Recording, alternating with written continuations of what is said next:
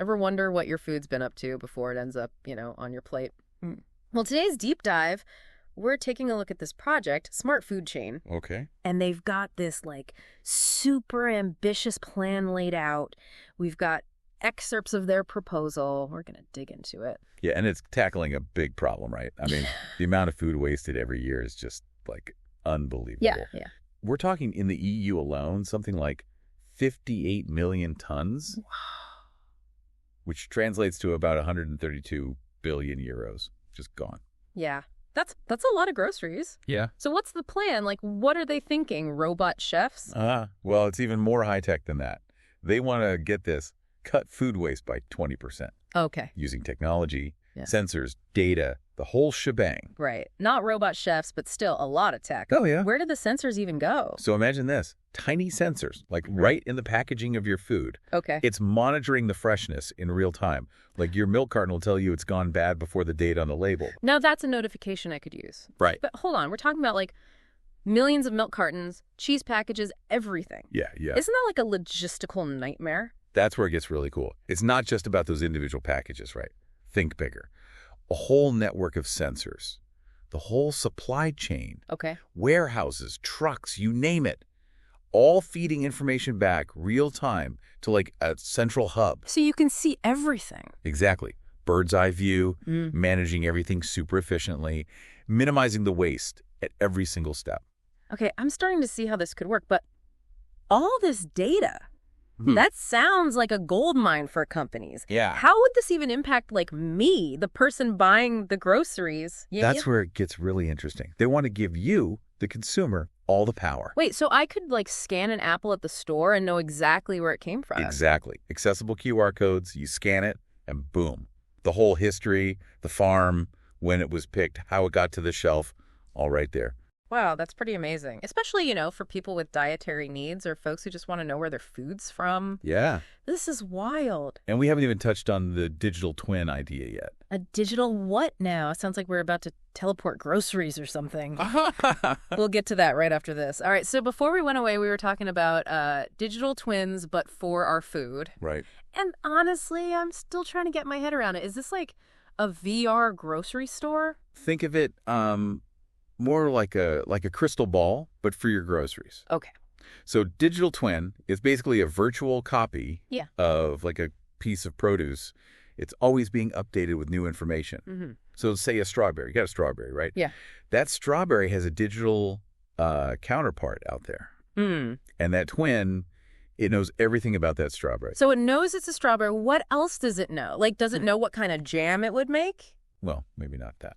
But it knows when and where it was grown, how sweet it is, its sugar content, how it was transported, Right. And when you combine that data with other stuff, like the environment, the twin can actually, predict the future. Wait, what? It can tell me when to make jam? Well, no, it can tell you how long it'll stay fresh. Oh. The best way to store it, if there's anything, going wrong with it. Hold on. So are you saying that if I scan a strawberry at the store, my phone can tell me how long I have before it goes bad? Exactly. Oh. No more guessing games with Best Buy dates. That's pretty amazing. It's about giving you more information. Right.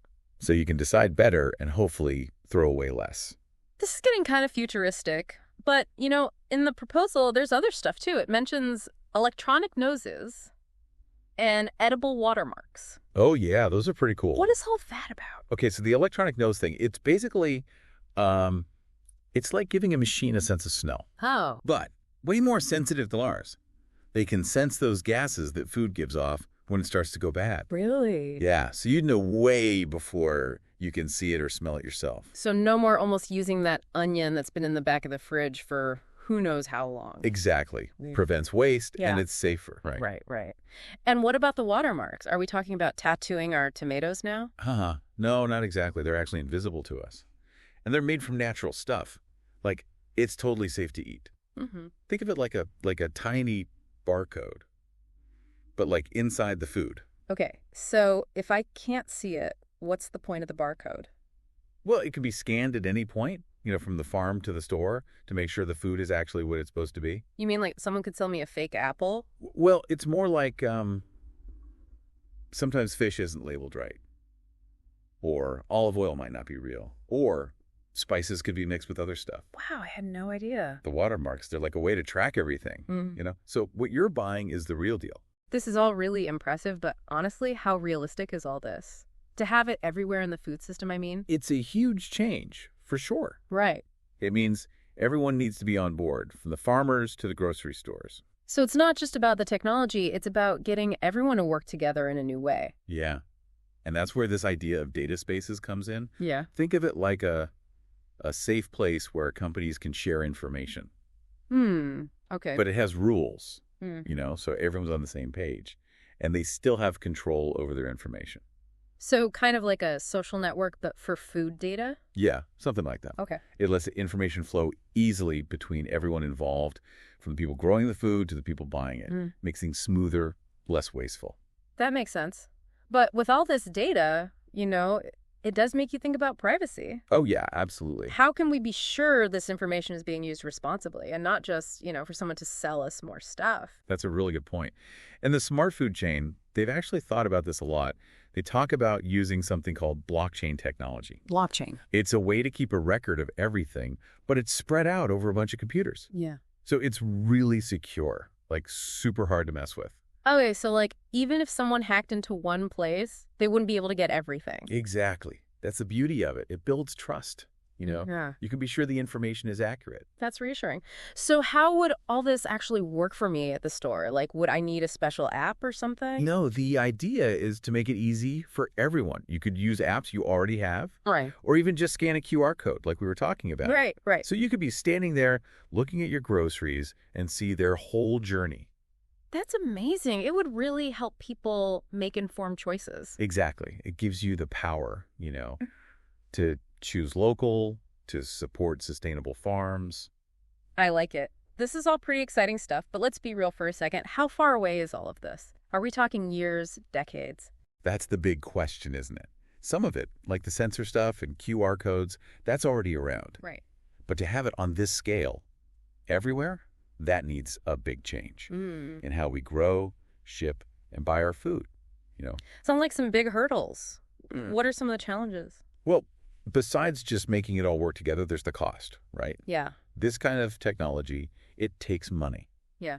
And that could mean higher prices for everyone. That's a fair point. But what about the food we save from not wasting? Wouldn't that, you know, balance it out? That's what they're hoping, yeah. Less waste, better systems. It should save money in the long run. That's the idea anyway. So it's about making things better for everyone in the long run. Right. And not just about money either. Less waste is good for the environment, right? Oh, yeah. Less pollution and all that. It's about making things more sustainable. This is all pretty amazing stuff, and it seems like there's a lot of potential for good. But there's always another side to these things. We'll be right back, and when we come back, we'll dig a bit deeper into some of the bigger questions. You know, the more we talk about this smart food chain thing, the more I'm picturing my fridge, like, telling me what to make for dinner. Yeah. And it's like, hey, use those carrots before they go bad. It's true though, right? Yeah. This could really change how we deal with food at home. Oh, yeah. Imagine your grocery app is like, here's a recipe. It'll use up those things you got to use. No more mystery produce in the back of the fridge. I like it. But, okay, seriously, all this tech and data, it does make you think about privacy. Who's got all this info about what we're eating, and can we trust them? Yeah. No, that's a good point. And it's something they address in the proposal. They're big on transparency and security. They talk about a system where you control your data. You decide what you share and with who. Okay, so it's not like companies are going to know every little thing I eat. No, not at all. Think of it more like you have choices. Okay. Like you could share some things if you want, say, personalized recommendations from the store, or if you want to support certain companies. That makes sense. But you're in control, right? Right. Okay, that makes me feel better. But let's step back for a sec. This is bigger than just like making our lives easier, right? What's the big picture, the global impact? It's huge, potentially. I mean, imagine way less food waste, using resources better, people making smarter choices about what they eat. This could change everything, not just how we buy food, but how we think about it, you know? It's a pretty amazing vision, I gotta say. But like with anything new, there's got to be challenges. What's standing in the way of this smart food chain actually happening?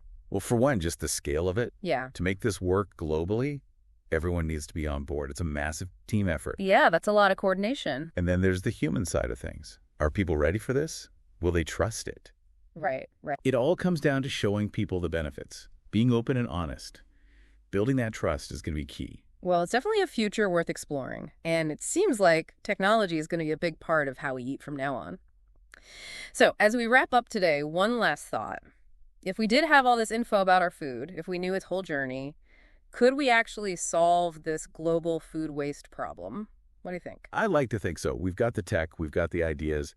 Now we just got to decide if we're ready to make it happen. That's all the time we have for today's deep dive. Thanks for joining us as we explored the fascinating possibilities of the smart food chain. And until next time, happy and informed eating.